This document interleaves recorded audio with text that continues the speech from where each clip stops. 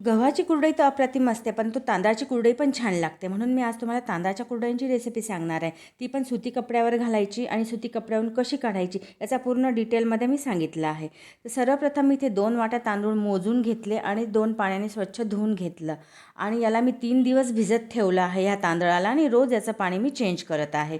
आता 3 दिवस याला कंप्लीट झाले आहेत. ज्या दिवशी कुरडया करायच्या अर्ली मॉर्निंग सकाळी मी इथे एका मोठ्या घमिल्यामध्ये 10 वाटी पाणी घेतलं. ज्या वाटीने तांदूळ मोजले त्याच वाटीने 10 वाटी पाणी घेतलं. त्यातलं 1 वाटी पाणी काढून घेत आहे तांदूळ दळण्यासाठी. आता हे मोजलेलंच पाणी मी इथे तांदूळ दळण्यासाठी वापरत आहे. एकदम फाईन पेस्ट बनवून घ्यायची आहे. जितकी शक्य होईल तितकी फाईन पेस्ट आपल्याला इथे बनवून घ्यायची आहे तांदळाची.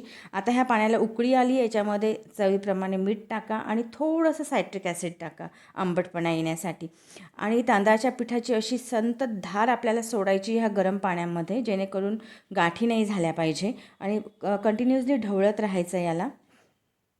अशा प्रकारे हे सगळं पीठ आता आपल्याला गरम पाण्यात टाकून घ्यायचं आहे आणि मिडियम टू लो फ्लेमवरती याला शिजवायचं आहे व्यवस्थित.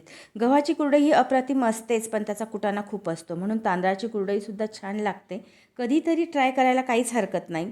अशा प्रकारे सगळं पीठ मी इथे टाकून घेतलेलं आहे. 2 वाटी तांदळाला 10 वाटी पाणी मी इथं घेतलेलं आहे आणि साधारण अर्धा तास मी याला शिजवणार आहे. झाकण ठेवायचं, अधूनमधून उघडायचं, हलवायचं, असं करत कंप्लीट मी अर्धा तास याला शिजवून घेतलं. मस्त ट्रान्सपरंट कलर आला आहे, त्याचा कच्चापणा चालला गेला आहे.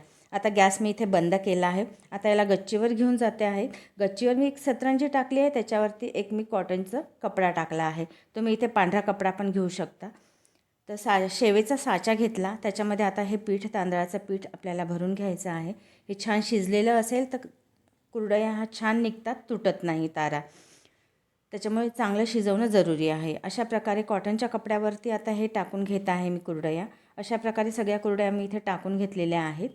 दिवसभर कडक उन्हामध्ये याला मस्त वाळून घ्यायचं आहे. संध्याकाळी बघा हे असं छान वाळून गेलं आहे, पण कपड्याला चिपकलं आहे. आता हे काढायचं कसं? सिंपल आहे. कपडा उलटा करायचा आहे, स्वच्छ जागेवरती उलटा करायचा आणि कपड्याच्या मागच्या बाजूनी पाणी शिंपायचं आहे.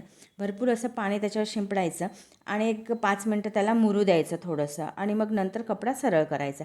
कपडा सरळ केल्यानंतर बघा किती इझिलीच आपल्या कुरडया निघून येत आहे. तुम्ही पण एकदम इझिली कॉटनच्या कपड्यावरती सुद्धा कुरडया करू शकतात आणि याला चांगलं 2 ते 3 दिवस कडक ऊन दाखवायचं आणि आता ह्या वर्षभर खराब होणार नाही याची गॅरंटी आहे. व्हिडिओ कसा वाटला?